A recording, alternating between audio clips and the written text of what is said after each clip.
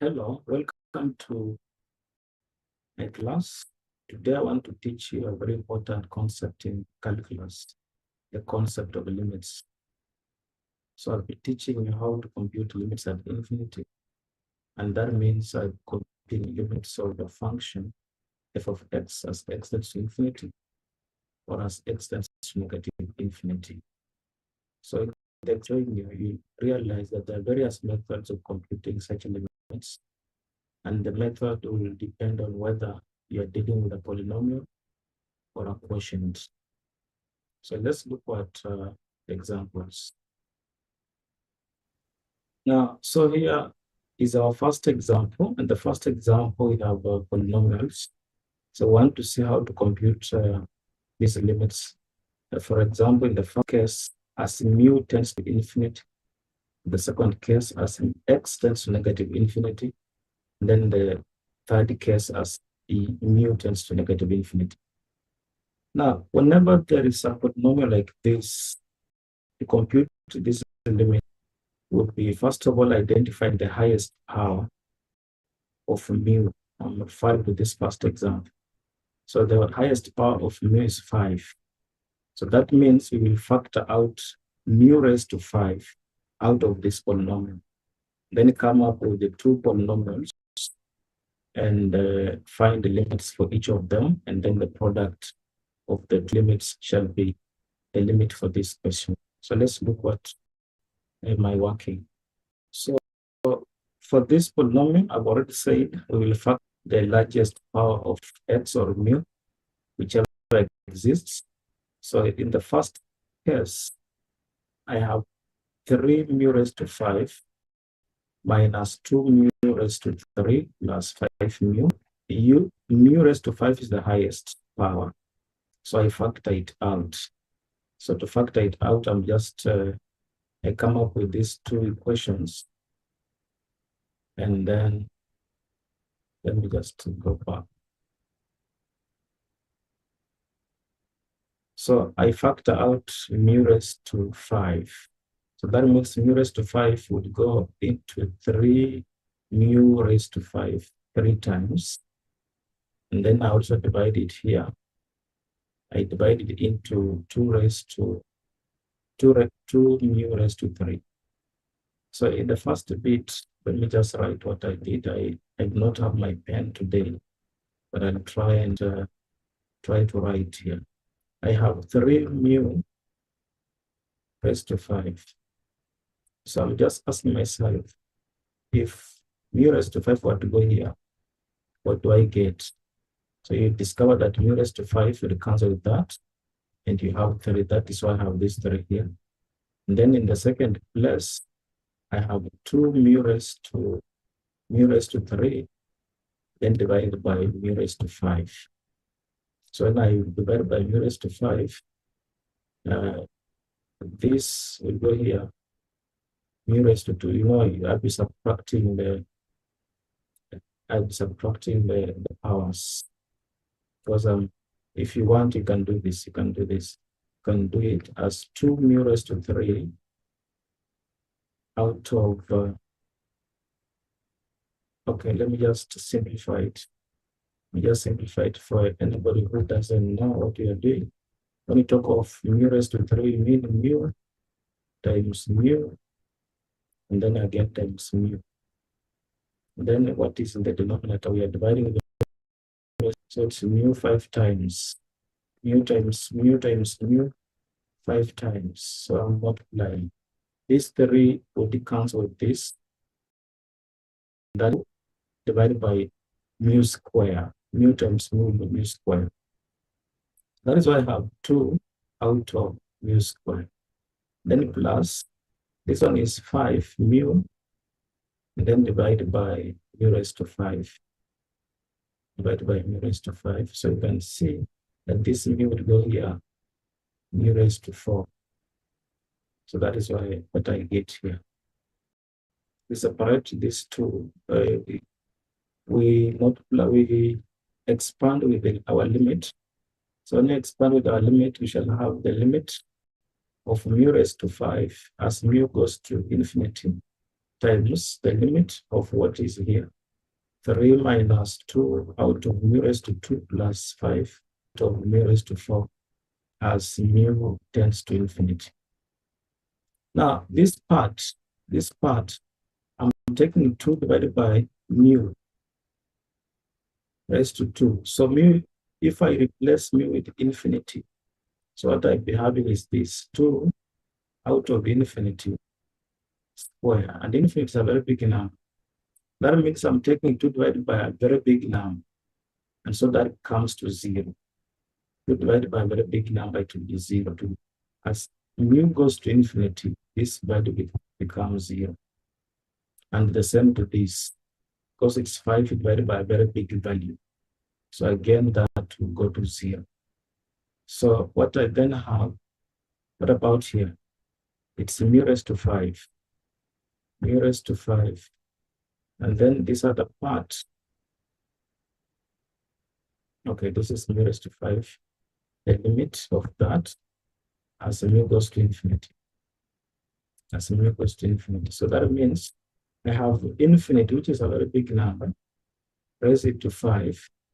So when I raise it to 5, I get another big number, and I'll just call it again infinity. It will just still be a big number, positive big number.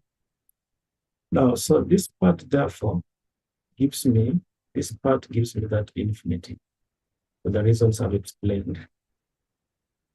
And this other part, I had this 3, and then this was 0, that limit of a constant. The limit of 3 would just be 3 as mu goes to infinity. The limit of 3 will just be 3. So you get the limit of this, the limit of that, and the limit of that. So the limit of this would be 3, the limit of this would be 0, and the limit of this would be 0. So what you then have is infinity times 3, which is again infinity. Now, so I've written something here. I've said that note here that after separating the terms and obtaining the limits, we obtain that the limit of mu raised to 5 as mu tends to infinity will be 0. So the final answer is the product of the two answers. Let's go for the next example. So they've done the first question. That means we will now go first. The highest power of x here is 3. That means we factor out x raised to 3. So divide each of these by x raised to 3. We factor out x raised to 3. And so x raised to 3 here. 7 out of 8 times. That is what I've written here. Then it will go in the next term. Just divide by what we have is 3 x squared out of 5. So when you divide this by x raised to 3, it's the same one, x raised to 3, x raised to 3. Just want to show this one, then the other one, you can know what you suppose what I did. So what I have here is 3 raised to 2 out of 5 x raised to 3. So when you divide, this would go here, x times. So you get 3 out of 5x. Then doing the same, dividing now this 7 by raised to 3, you get b. Now let now our x tend to negative infinity. Negative infinity is a very big negative number. So that means here we're dividing 3, 5 times that negative number, big negative number, get a big negative number. That means 3 divided by a very big negative number. So the answer will be negative. In fact, this is supposed to be plus.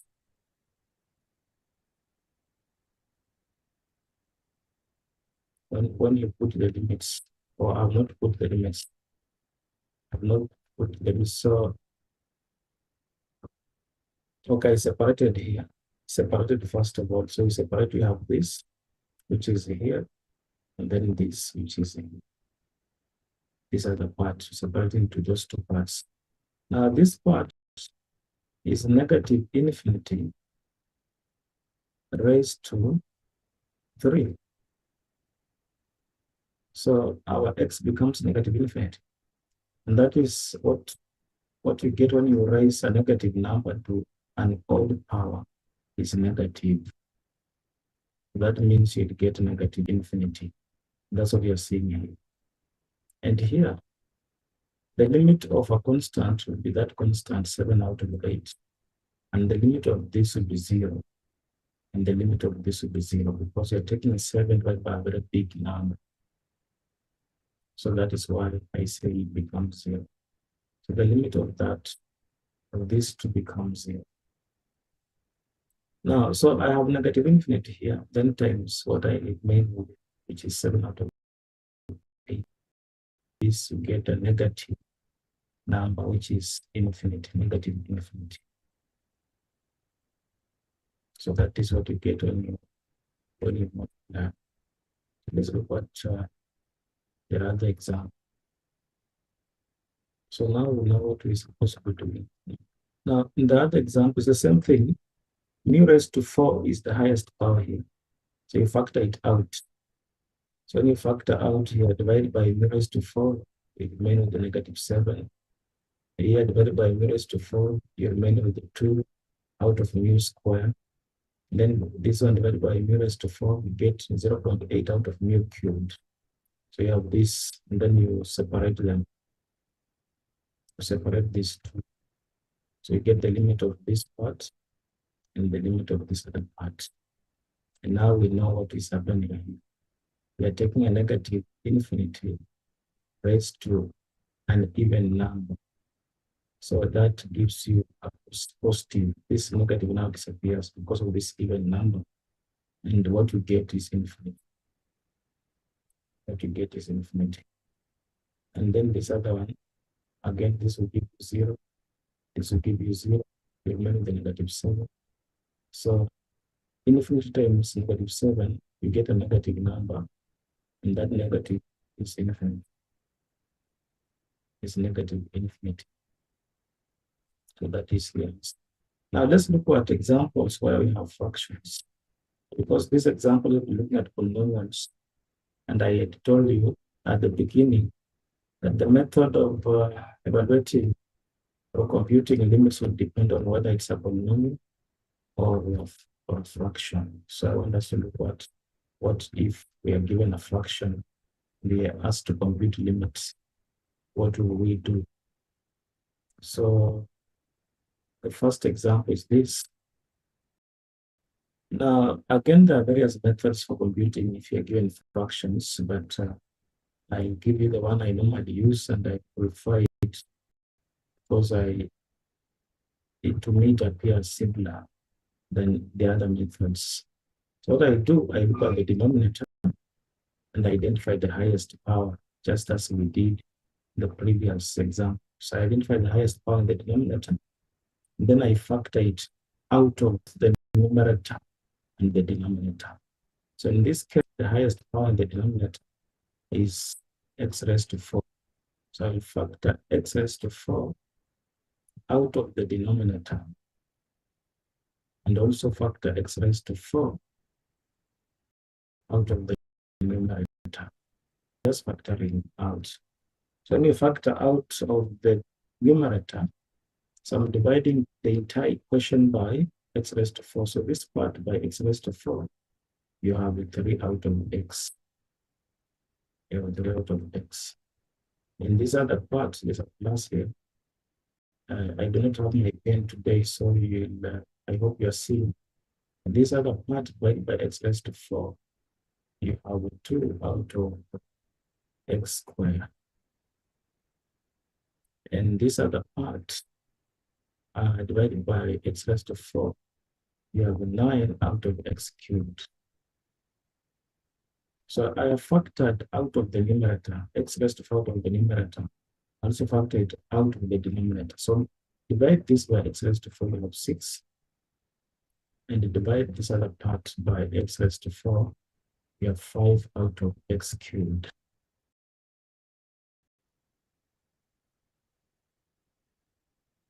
And remember, it's a limit as x tends to infinity. Now, what happens now? What we factored out cancels. And we are left with whatever is inside the bracket, both in the numerator. So as x goes to infinity, this will be 3 out of infinity. That is 3 divided by a very big number, which is 0. And this other part again is 2 divided by a very big number, which again is 0.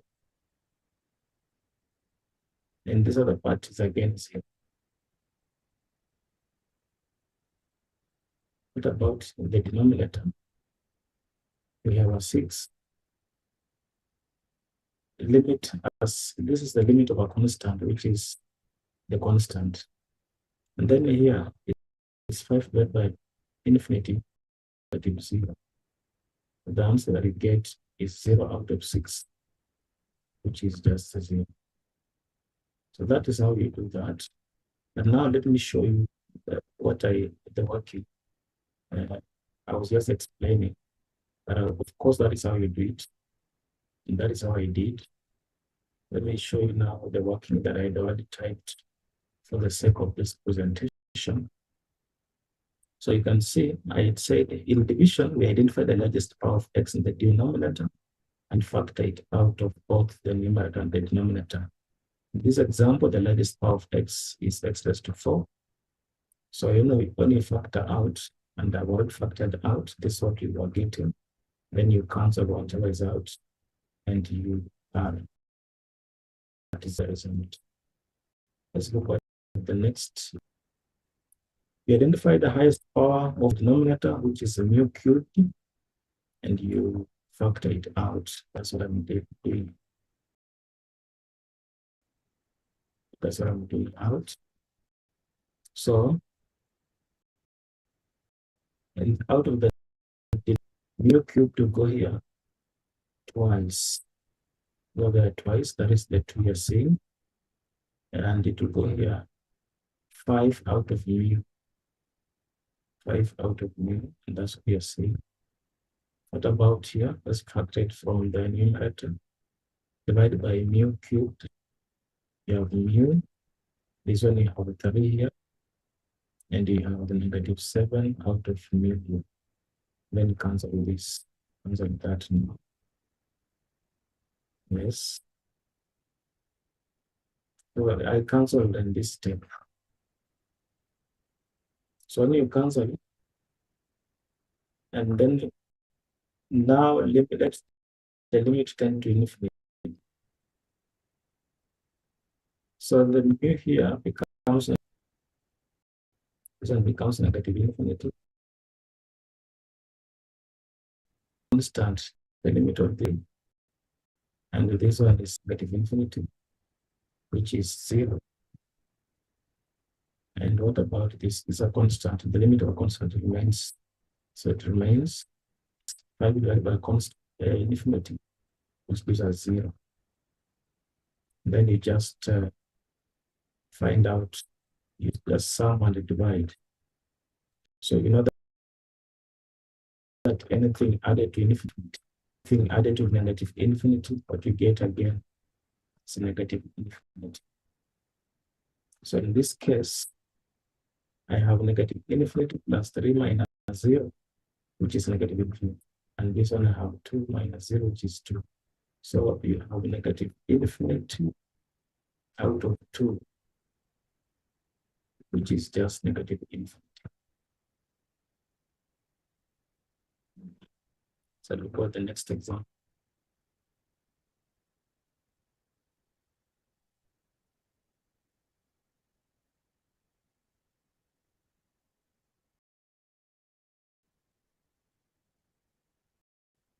These 3 examples. And this example, see here, a friend of mine was asking me that I assist to do it. So that is why I've included it here. So the same thing, we shall be factoring what is in the denominator, the highest power. So let's discuss part A. In the denominator, the highest power is x raised to 4. So factor it out of the denominator and the numerator. So here, divided by x raised to 4, you have 3. Divide this by x raised to 4, you have 8 out of x raised to 4. What about here? Divided by x raised to 4, you have a half. And this one, you have 7 out of x. Now let x raised to 4 cancel. When they cancel, then find the limits of the numerator. The limit of a half will be a half. The limit of 7 out of x will be 0. Because x is infinity. So 7 divided by a big number will be 0. And then the limit of a constant 3 will be 3. And the limit of 8 out of x raised to 4 is 0. So what we have is a divided by 3, which is same as half times a third, which is 1 out of 6.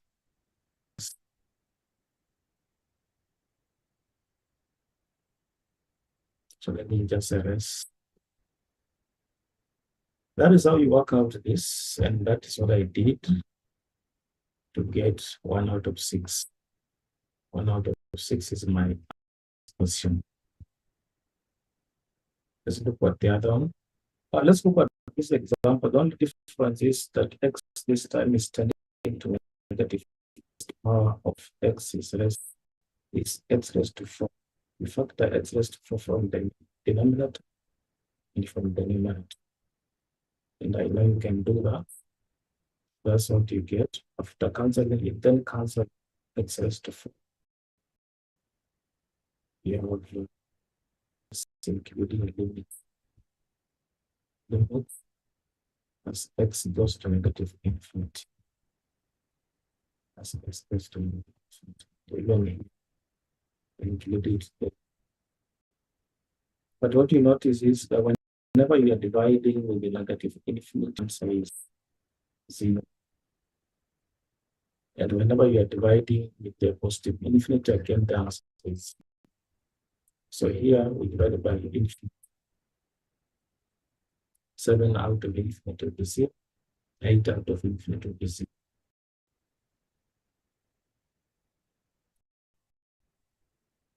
Let's look at the other example. Let us now look at this question. Now we will factor out in the denominator what has the highest power in the denominator. So what has the highest power in the denominator is the highest power in the denominator is. So factor it out of both the numerator and the denominator. So the value raised to n minus 1. That means we just divide it through. So I put it outside the numerator and then the denominator I factor it out. So let me divide it. So what I have in the numerator is this. So when I divide by what I have factored out,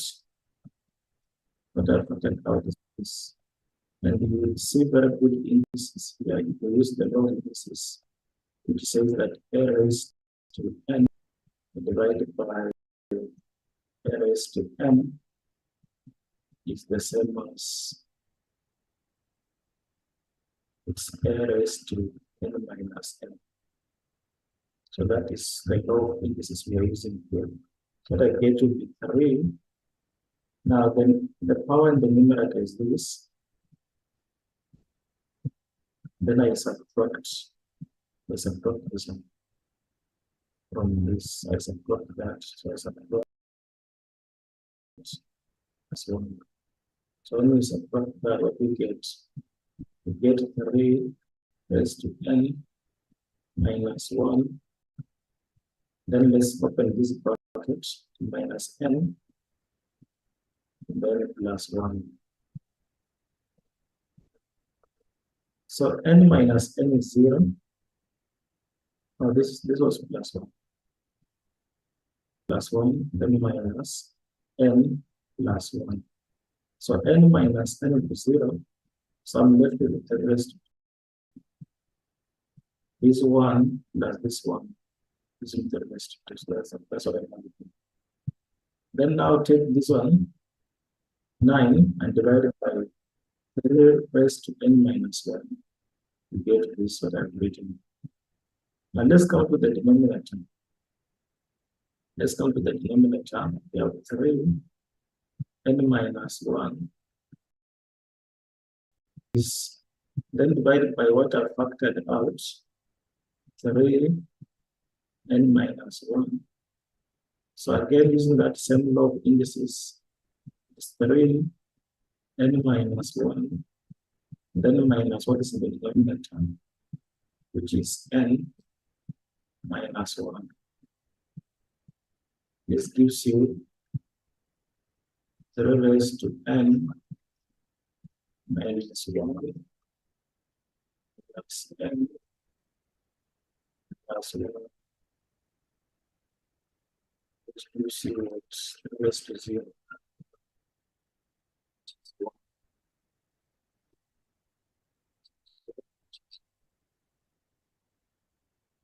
So I'll get this 3 raised to 0 there. Now let's simplify.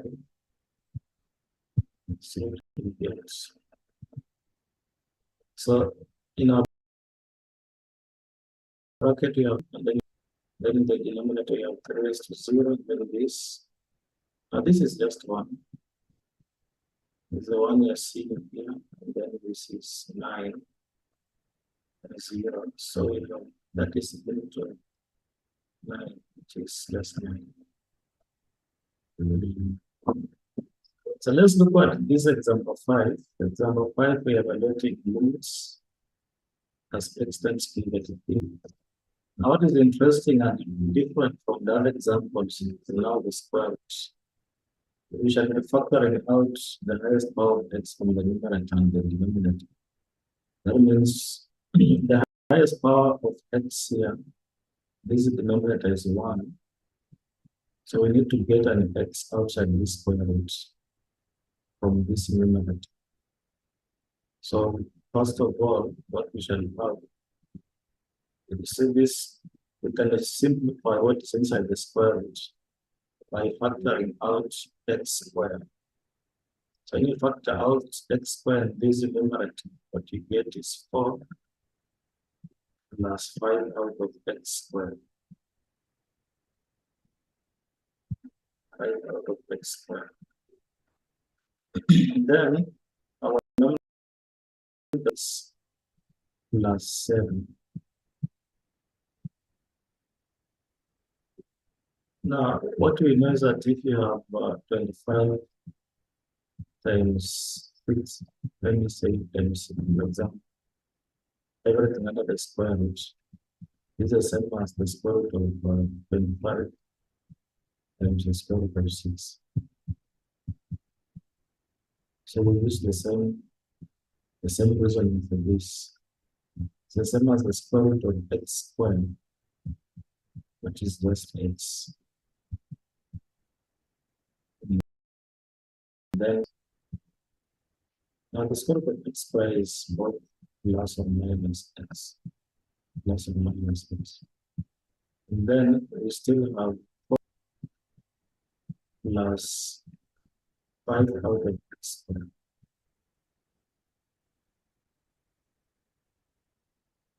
Inside this root. And then the denominator still is 2x plus 7. Now, you have x squared. But since our limit is tending to negative infinity, which one shall we use? Shall we use plus x or negative x? So we use negative x because our x is tending to negative infinity.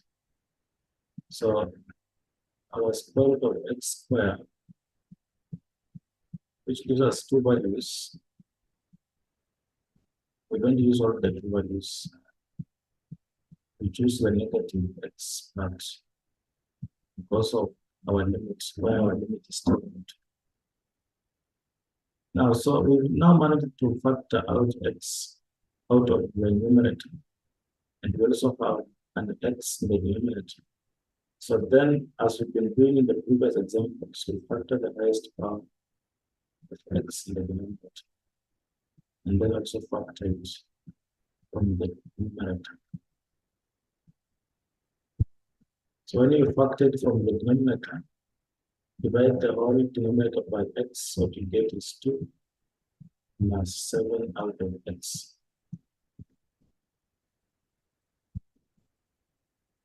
Factor it out of the numerator, what you get here will be negative square root of 4 plus 5 out of x raised to 2. 5 out of x raised to 2. Now, so you can now cancel this and then perform your limits as x tends to negative infinity. And the rest is let's show you the workings.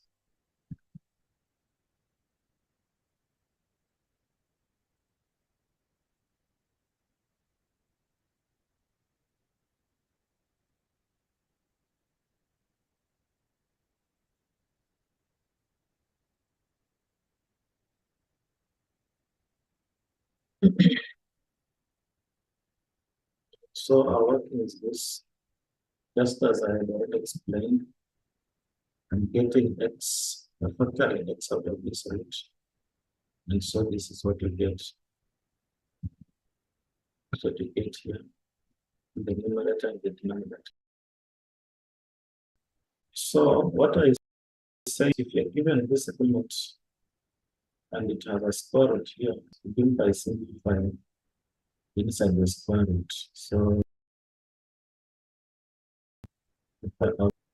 then we know the square root of x squared would be plus or minus x. Plus or minus x. So for us to know which one to use, we check where x is tending to. X is tending to negative infinite. That means we shall use the negative x. That is why it's negative outside the square root sign.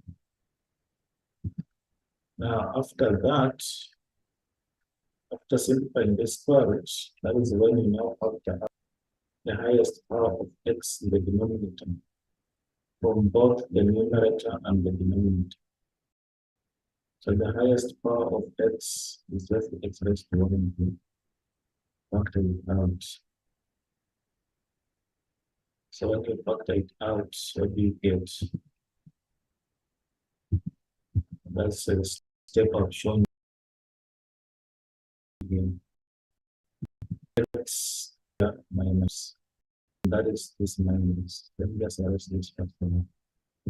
Let me erase. So x goes here, negative 1 times.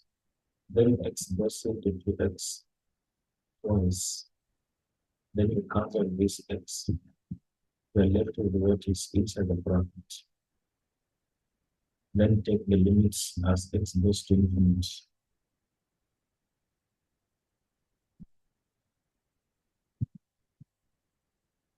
So when you do that, the limit of this constant 4 will be 4.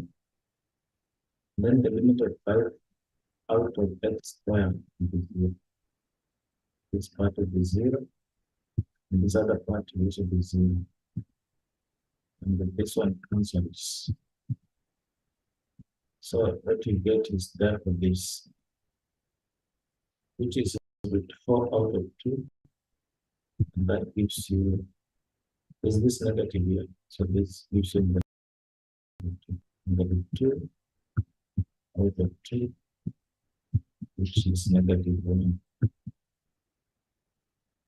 And let's look at the last example. We can also have a square root At this time, the square root is in the denominator. That is the same reasoning, just as before. The same reasoning, we factor out x squared. Is this x squared? We factor it out. So what happens inside this square root? We have x squared factored out. It will go into 3 out of x times. And then here, we go there 1 out of m. So I'm just working out the denominator first of all.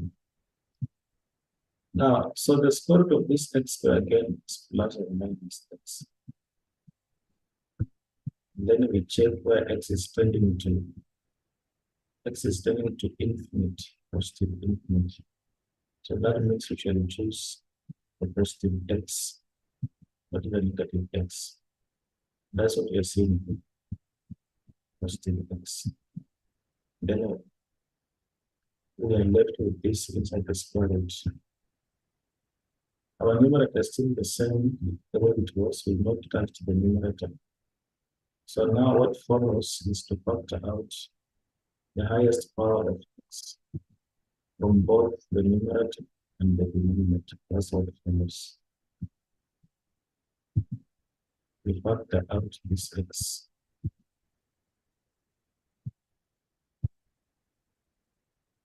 So when you do that, x will go here 1 out of 5 times. There's a plus, because so x will go here 1 out of 5. And then x will go here with 3 out of x. And then x will go here once, and here we go here many times. No, it's just this. It's just this. Always is a product. So x goes here once. So we are left with, after cancelling the x, you're left with what is inside the square root. Inside there, in brackets. We then take our limits as x goes to infinity. The limit as x goes to infinity of the constant 1 out of 5 is 1 out of 5. And then the limit as x goes to infinity of the base will be 0. The limit of base as x goes to infinity will also be 0. And then the limit of this constant 1 out of 9 will be 1 out of 9. Remember that the denominator is under the square root. So this is same as 1 out of 5 divided by 1 out of 5.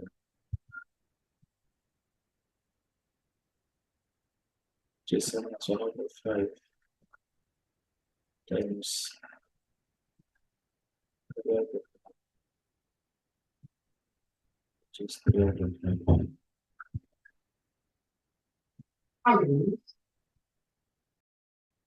So remember to include the limits as x tends to infinity at this point, as x goes to infinity.